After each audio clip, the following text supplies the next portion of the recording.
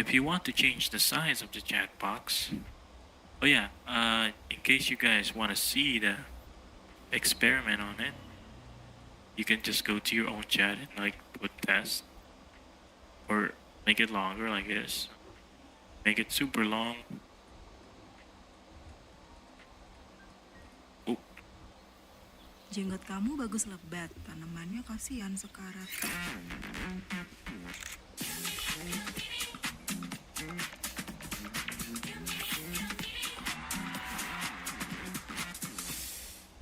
not that one.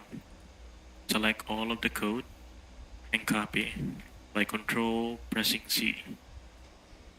Oh, once we're done with that, let's go back to our chat box again. This one that we made.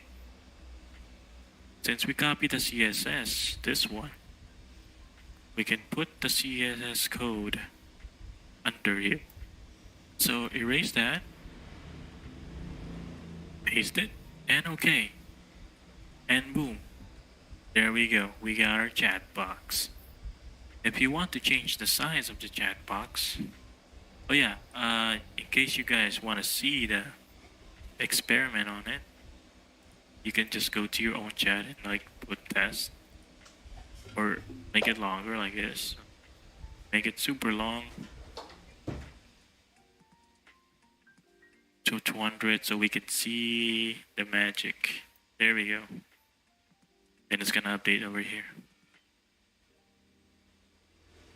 Just look at that boy. One update. Seems to be quite a delay, huh? There we go.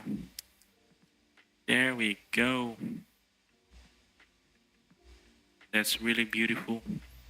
In case you want to customize your chat box, you can go to like right click on the chat box, properties. If you want to, oh, not that one.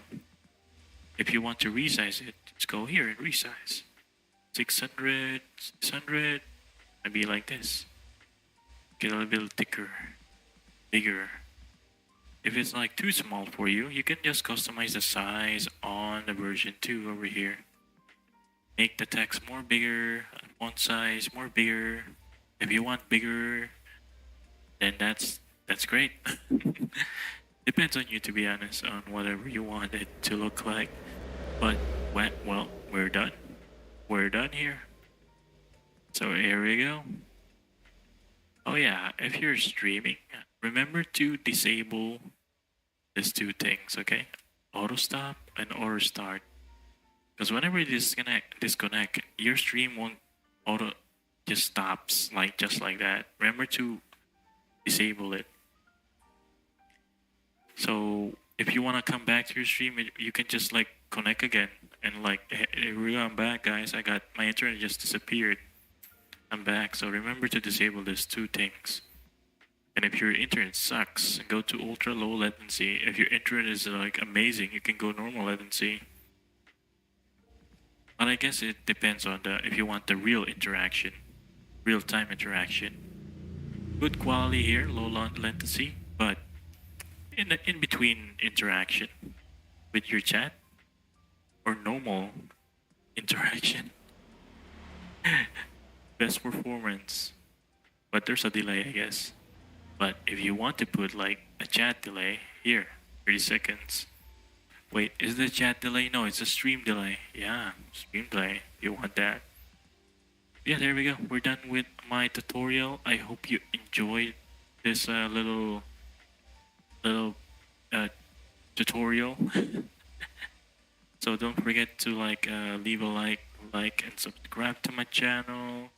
It would mean a lot. Check me out on my stream. I'm saucy as hell. So yeah, bye bye. And take care always. And have fun. Bye bye. Minum Frisian Flag dulu. 100 tahun dipercaya di Indonesia memadukan susu segar dan coklat nikmat dengan vitamin mineral. Nikmat! Karena energinya nggak habis-habis, hasilnya keren abis. Frisian Flag, dukung energi sepanjang hari.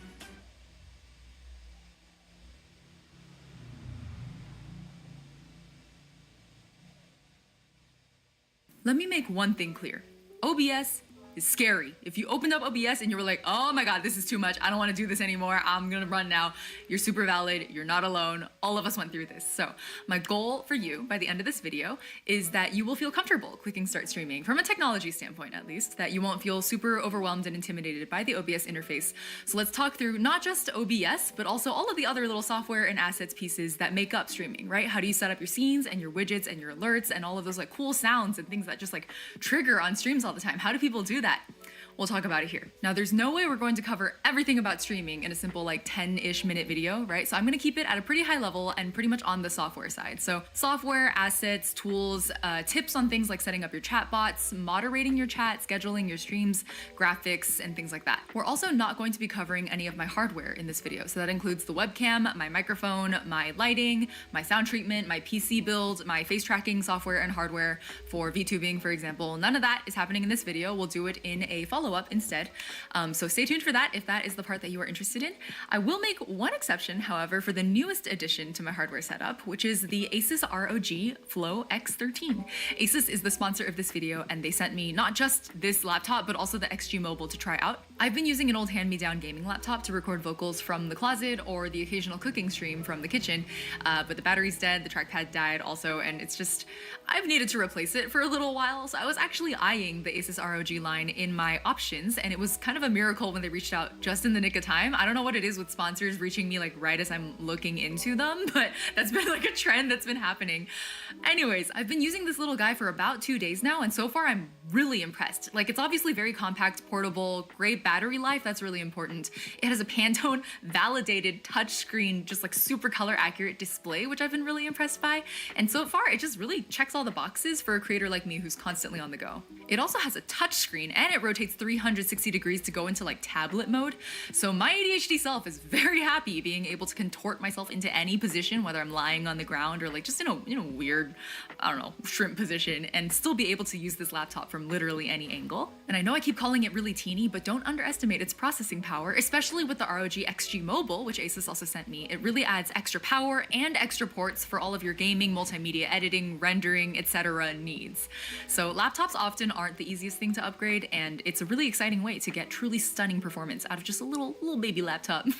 As promised, we'll talk about the rest of my hardware setup in a later video, so we'll just cut this off here, take it as a little teaser. Thank you again to Asus for sponsoring this video, and let us carry on. First off, we're already in OBS. Let's talk about how you can organize your OBS layout so that it's not super overwhelming, and talk through what each of the components actually means here. I'm not gonna go super in depth, but we'll go over all of the components that you're already seeing on screen in front of you. And then part 2, we'll go into assets. So that includes things like stream overlays, widgets, like when you're on someone's stream and you see something go like so-and-so followed, or like so-and-so subscribed, or like a little dono bar that fills up as people put tips in, right? How do those work? Where do they come from? How do you connect them? Let's spend a little section on just those integrations and overlays. And then the third part is around planning and logistics and tooling. So we'll talk about chatbots, for example, or ways that you can use stream scheduling to organize your streams, and where you can share the stream schedule so that people know when you will be streaming. So it's kind of a quick 3-part overview. Let's get into the OBS side of things, yeah? For those of you who don't know, OBS stands for Open Broadcaster Software. It is an open source program that pretty much all of us use when it comes to YouTube and Twitch. There's a lot going on, right? But the important thing to know is that all of these things, these docks, these are called docks, they can all be undocked into little windows, right? So I can pull my little Twitch stats out over here if I want to, or I can pop it right back in. And I usually like to, I'll mess with it depending on what my stream is and how I need things set up. But usually this is more or less how I have my layout. I like to have my chat floating because I move it around a lot. The activity feed really has to be first and foremost because this is where your like follows and your redeems come in. And then I also have the stream information over here if I need to do a quick category change, for example, if I'm switching games, or if I need to change my title according to whatever the topic has shifted to on stream. So that's a quick overview of this corner, right? Down here is, I think, where a lot of the chaos happens, actually. So we have scenes and we have sources. Scenes are, and again, I'm recording in OBS, so it's like I'm streaming. Let me show you what a scene change looks like, right? So I'm gonna go into starting soon mode. And you can see that my starting soon screen has a little timer. I'll have a link to a guide on how you can get a similar timer set up if you'd like one. But basically, you can think of it as just like different screens that you show people. I often will call them screens instead of scenes because that's how they work in my head. You basically have all of your different, assets and stuff compiled together, put them all in one place, you have it all set up and ready to go, and then when you need to switch modes, like if I'm going to just chatting mode, this is my just chatting mode. Just chatting. You can see like a little chat thing pop up. This is my just chatting mode. And if I want to go from just chatting mode into my content sharing mode, then I can just click the scene and switch over just like that. The scenes then are composed of individual sources. There are lots of different kinds of sources. If I click plus here, it's a really long list. It's actually getting cut off here. But you can see there's like audio, browser, color source, display captures, etc. So basically when you're setting up a scene, all you're doing is loading in a bunch of different sources. So for me, that's like a webcam, a display capture, and then, that's kind of it actually for me usually. The way you compose and arrange the sources is then what forms your scene. So having those obviously preset is going to make your life a lot easier because most of us just have a few different modes that we stream in. So for me, it's basically just chatting and then my content mode. 2 quick tips for your scenes and your sources. The first is that scenes can also get a little bit overwhelming. You can see that my list here is pretty long, so I have them subdivided into sections by using fake, like empty scenes. The dividers help me chunk up my scenes so that I don't get really lost when I'm scrolling through these looking for the thing I'm supposed to switch to. It just decreases my chances of like clicking the wrong scene, and it's the easiest way for me to stay organized and know which scenes are for what purposes. Over here on the sources side, I've done something really similar with my color coding. Color coding your sources is very easy. It's just right click, set color, and then choose whatever color you want. It's very, very straightforward. And then we have 2 more big panels over here that are important. One is controls and one is audio mixer. You can see I'm actively recording right now because I'm using OBS to record, and my mic is lighting up every time I talk on the audio mixer. So I can visually see how loud things are and whether or not I should be decreasing my volume, lowering the mic sensitivity, etc. So even if you don't have a monitor on, you can visually tell in your audio mixer whether your audio is okay or not. I think my main lesson actually on the OBS side is that you really want to be recording yourself and doing tests. Check your own recording, check your audio levels, check whether the sources are like weirdly off center, they're not positioned the way you want them to. I actually advise most streamers to spend 10 to 20 minutes at least before you click go live to just test your setup because things move right in between streams. Maybe you've unplugged your webcam and now all the settings are like freaking out or whatever. Like you want to know before you go live that things need to be adjusted, and just recording on OBS for a little bit, doing a quick audio check, that's how you reduce scuff during your actual streams. My one last point before we move on from the OBS section is about audio filters.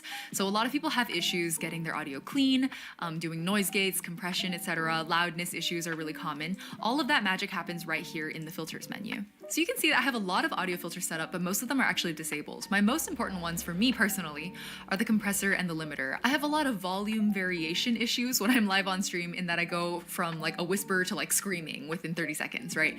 And the compressor basically, to put it very, very simply, helps me level out those differences so that even my whisper can still be actually pretty audible. Or even if I'm yelling, it doesn't like super peek out the mic, right? Like it does kind of, I need to work on my compressor and my limiter setup a little bit, but they are currently keyed to try and minimize too much distortion, too much quietness, just control the volume a little bit and keep it within a certain range. Long story short, audio could be its own video, all on its own. It's like, it needs its own deep dive. So if audio is your concern, definitely look up videos that are dedicated to just audio. You will learn a lot about how noise filtering works and all of your different options in that realm. So that was a really quick high-level flyby of what OBS is and how it functions. Again, if you need a deep dive on things like source filters, audio filters, video filters, right? Like definitely look up videos just for those because each of those could be their own video. It gets really complicated really quickly, but my goal today is to get you set up at the most basic level so you can start streaming, even if the quality isn't the most refined, right? Honing your stream setup takes a lot of time and iteration. You will get there. Be patient with yourself. So let's talk now about assets. Overlays, beautifying your stream, right? How do you get these overlays? For example, my just chatting overlay that I have over here with these beautiful chat boxes that appear when people say things. Say something, I'm giving up on you. It's gorgeous. It's gorgeous. This is not out of the box, right? This does not come packaged with your OBS. So how do these integrations, this beautiful dono bar I have over here, how do we get those into OBS? How do these kinds of integrations work?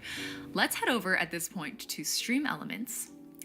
Stream Elements is one of two of the most popular options when it comes to things like overlays and widgets. Stream Elements is one of them, Streamlabs is the other, and we will look at both of them, but let's start in Stream Elements, okay? So right now you're looking at my Stream Elements dashboard. It looks kind of empty because I kind of use a combination of Stream Elements and Streamlabs at the moment. I'm kind of switching between them, trying to figure it out. But the main thing I want to show you all here is actually over here under Streaming Tools, you have an Overlays gallery and My Overlays. If you go into Overlays gallery, you'll see that they actually have a lot of really cool overlays that are just like ready-made. I haven't really explored it, but like look at how cute this is. And it's ready to go. Just out of the box, you can have this overlay if you would like. You can also go ahead and you can see they have a button actually with Fiverr. You can go over to Fiverr, commission people to do one for you. Or even if you go on Etsy, there are a lot of people selling their pre-made overlays and they are very beautiful. So do check them out. I think especially when you're getting started out, you don't really want to immediately invest like a whole bunch of money because you don't even know necessarily if streaming is the right thing for you, right? Or if you want to do it seriously or consistently or whatever it is. You're just testing things out. You're just learning as you go. I would highly recommend that you don't overinvest in the very beginning. Just get your feet wet, see how you feel about things before you fully commit. Most people though, in my experience, do like to do it themselves. That's where you go into My Overlays right here. And you can see I still have my old deprecated overlays here, but my main two modes, as I mentioned earlier, is I have a just chatting mode and then I have my content mode. And right now we're kind of in my content mode. So let me show you all how I did that on Stream Elements actually. Over here is my old just chatting layout. Let's click edit. You can see all these layers over here, right?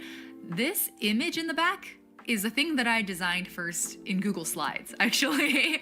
So I currently have it set to be a little bit invisible, but this is how it actually used to look. So I would put my VTuber over here, or if I was in webcam mode, it would take over the entire background.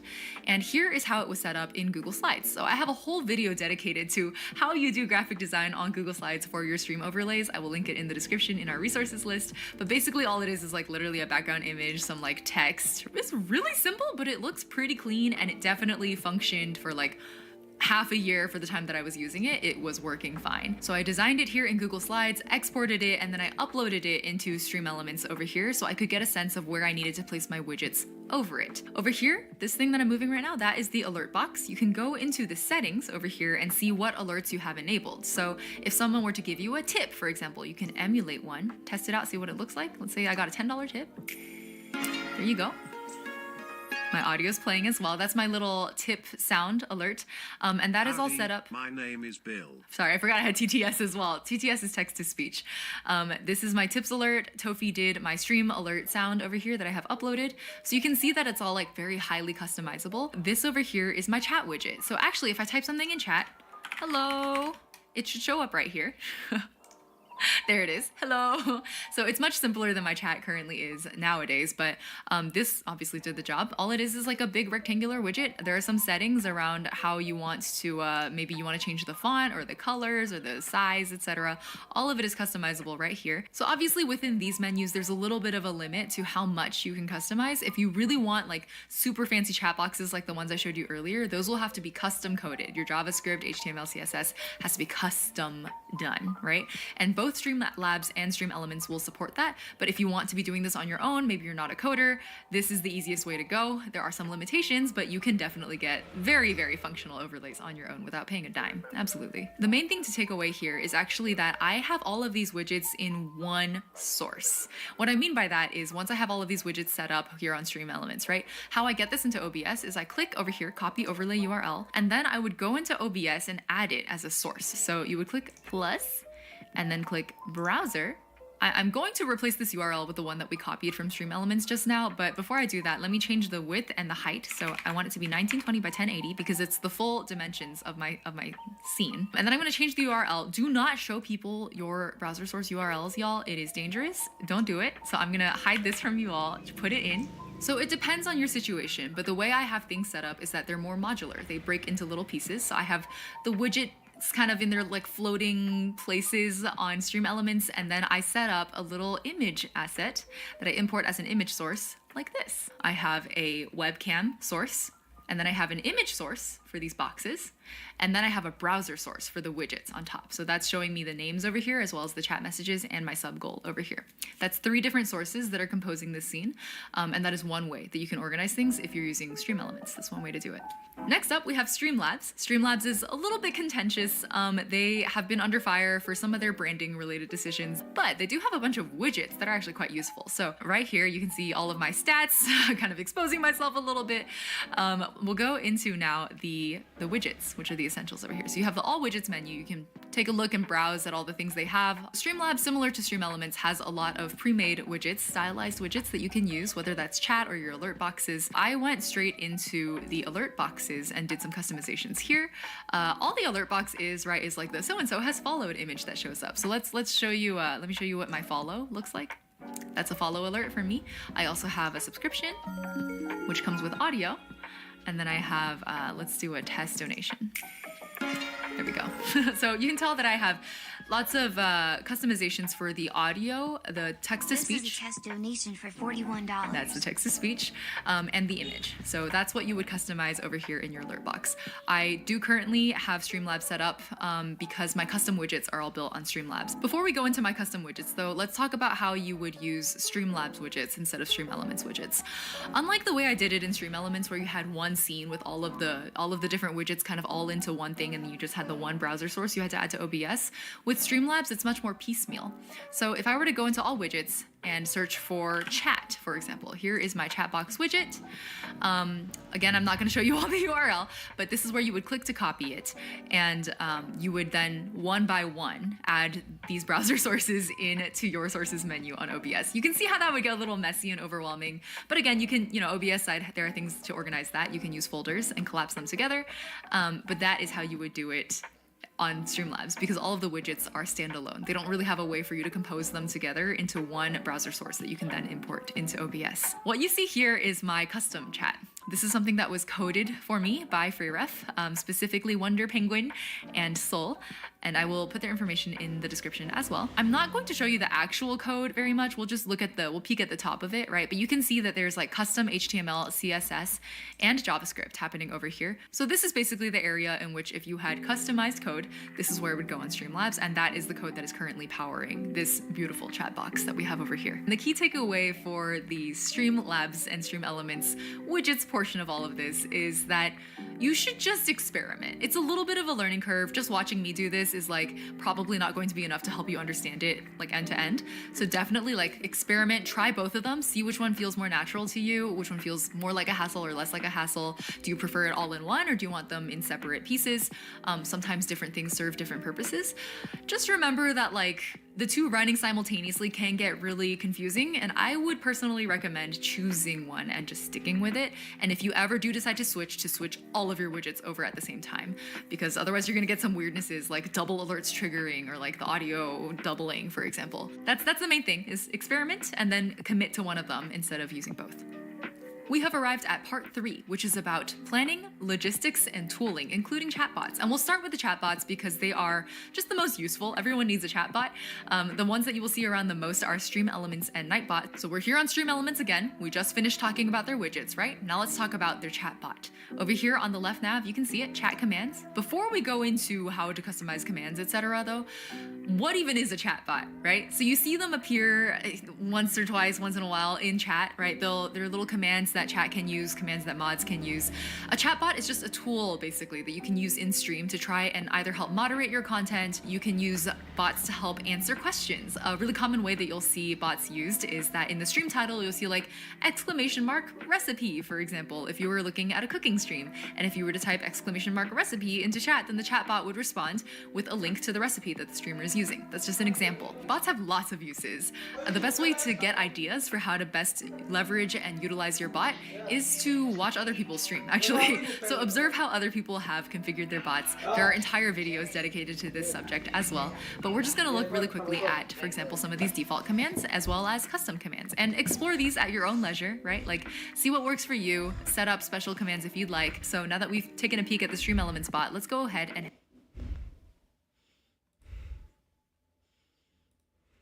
hancur. Terus kan lu pernah gak sih ngalamin kalau misalnya kayak abis beres match itu belum bisa leave game, kayak masih stuck gitu. Nah itu gue kayak gitu. Terus kan ya udah gitu masih stuck kan.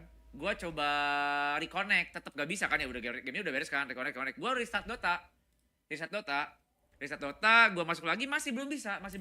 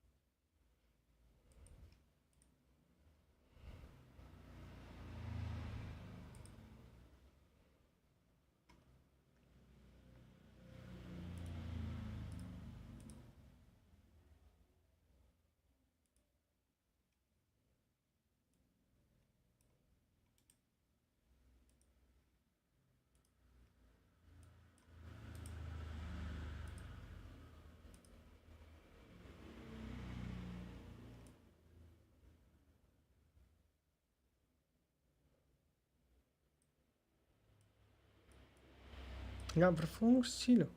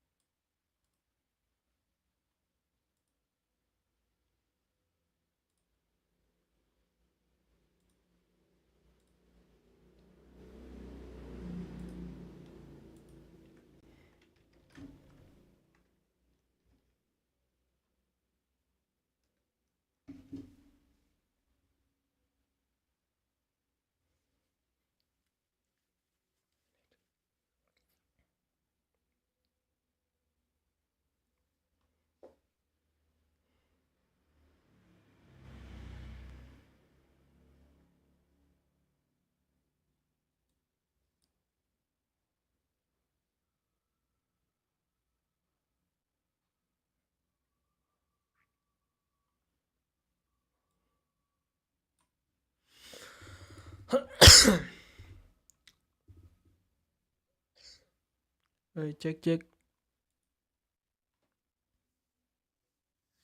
Halo. Cek. Cek.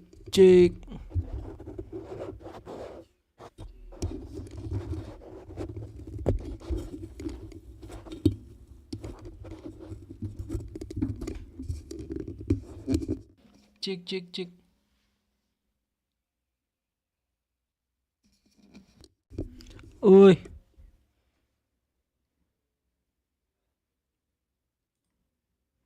Halo. Halo, yes, no, yes.